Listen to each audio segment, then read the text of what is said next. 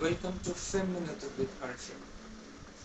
আশা করি সবাই ভালো আছেন, সুস্থ আছেন, বহাল তবিয়তে আছেন। একটা ছোটখাটো বিরতির পরে আবারও আপনাদের সামনে হাজির হলাম নতুন একটি এপিসোড নিয়ে। তার আগে সবাইকে একটি সতর্কতামূলক বাণী, নির্দেশিকা বলতে পারেন। চারিদিকে তীব্র তাপদাহ চলছে, সাবধানে থাকবেন। পরিবারের সকল সদস্যদের নিয়ে স্বাস্থ্যবিধি মেনে চলে এই সামারটাকে একটু মেনটেন করে চলবে। জরুরি কোনো প্রয়োজন ছাড়া বাইরে বের হওয়ার দরকার নাই। যাদের নেহাত বের হতেই হবে তারা অবশ্যই বের হবে প্রিকশনস, সতর্কতা অবলম্বন করে।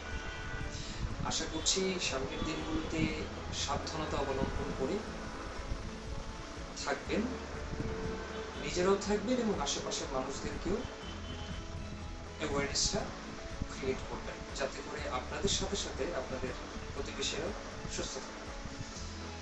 আবারও চলে এলাম ফেমিনিটি উইথ আরফিনের নতুন একটি এপিসোডে। এরকম এপিসোডগুলো আপনাদের জন্য বানানো এবং বিশেষ করে আমার কাজ হচ্ছে টিচারদের নিয়ে এবং স্টুডেন্টদের নিয়ে এবং প্যারেন্টসদের নিয়ে এবং সাধারণ মানুষদের নিয়ে। তো ঘুরে ফিরে আপনাদের জন্যই এপিসোডগুলো এবং আপনাদের যে ফিডব্যাকগুলো পাই এবং ভিডিওগুলো যখন পোস্ট না দেওয়া হয় তখন আপনারা যেভাবে আমাকে জানান দেন যে না, পোস্টগুলো দেওয়া উচিত এবং অ্যাওয়ারনেসগুলো চলমান থাকা উচিত, এটা আমার কাছে অনেক বড় প্রাপ্তি এবং চেষ্টা করব এই কন্ট্রিবিউশনটা থাকবে। আজকের যে বিষয়টি খুবই সংক্ষিপ্ত আকারে বলবো এবং চেষ্টা করব আপনাদের কাছে পৌঁছে দিতে। সে বিষয়টা হচ্ছে যে আমাদের classroom instruction, specially today is for the teachers. আমরা যখন ক্লাসরুম ইনস্ট্রাকশনগুলো স্টুডেন্টদের কাছে দেই, সেটা যেন অনেক সময় অনেক স্টুডেন্ট আছে প্রপারলি নিতে পারে না। আপনি একটা হোমওয়ার্কের কথাই বলেন, একটা হোমওয়ার্ক যখন 5 জন বুঝলো কিন্তু 2 জন বুঝলো না, সেই 2 জন কিন্তু জড়তার কারণে, ইনার্শিয়ার কারণে আপনাকে এক্সপ্রেস করতে পারে না। তো আপনার ইন্ডিভিজুয়ালি যে অ্যাসেসমেন্টগুলো আছে সেগুলো আপনাকে চালু রাখতে হবে এবং প্রত্যেকে যে ইন্ডিভিজুয়ালি যে ইনস্ট্রাকশনগুলো বুঝেছে কিনা সেদিকে আপনাকে খেয়াল রাখতে হবে অ্যাজ এ টিচার। এবং সেই বাচ্চাটা বা সেই ছাত্রছাত্রী ঠিক মতো সেটাকে ইমপ্লিমেন্ট করতে পারছে না বা রেসপন্স করছে কিনা সেদিকেও আপনাকে খেয়াল রাখতে হবে। খুব সহজ একটি কাজ এবং খুব ইফেক্টিভ ওয়ান।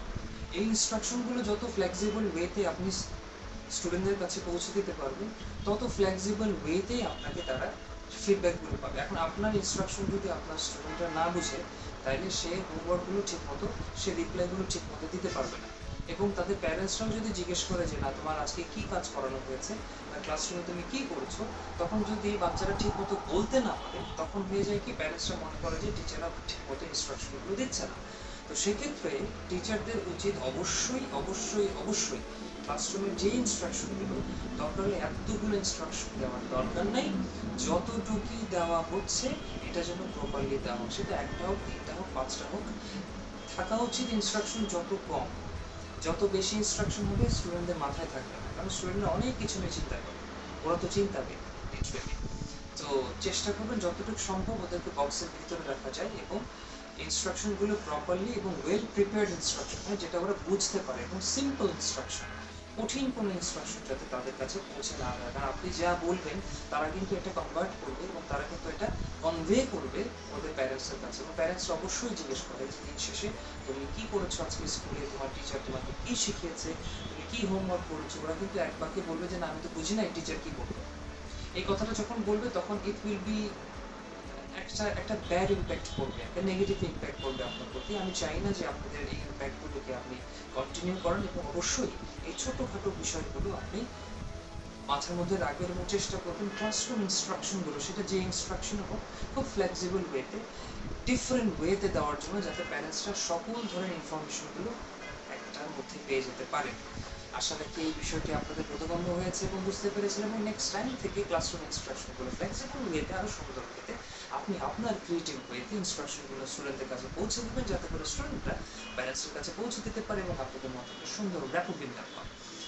নতুন নতুন এপিসোডের জন্য আমাদের সাথে থাকতে হবে। আমাদের সাথে থাকতে হলে www.facebook.com/minscola এবং ইউটিউবে ভিডিওগুলো যাচ্ছে, ইউটিউবের লিঙ্কগুলো ভিডিওর ডেসক্রিপশনে আমি দিয়ে দেবো। এবং আমাদের সাথে থাকার জন্য ধন্যবাদ। এবং প্রত্যেকটি এপিসোড আপনাদের নিয়ে তৈরি করা এবং আপনাদের স্বতঃস্ফূর্ত অনুপ্রেরণা এবং আপনাদের প্রেরণা উৎসাহর জন্যই আসলে ভিডিওগুলো আমি তৈরি করছি এবং ভবিষ্যতে ভিডিওগুলো আপনাদের জন্য তৈরি করবেন। আপনারা এটাকে ইমপ্লিমেন্ট করার চেষ্টা করবেন। ইমপ্লিমেন্ট না করলেও আজকে না হোক, কালকে না হোক, একদিন না একদিন ইমপ্লিমেন্ট করার চেষ্টা করবেন। Effective, very effective. আমি আমার চেষ্টা চালিয়ে যাবো ইনশাআল্লাহ আপনাদের কাছে পৌঁছে দেওয়ার জন্য। আবারও নতুন এপিসোডে আপনাদেরকে আমন্ত্রণ জানাচ্ছি। টিল দেন ভালো থাকবেন, সুস্থ থাকবেন, এই গরমে নিজেদেরকে বাঁচিয়ে চলুন।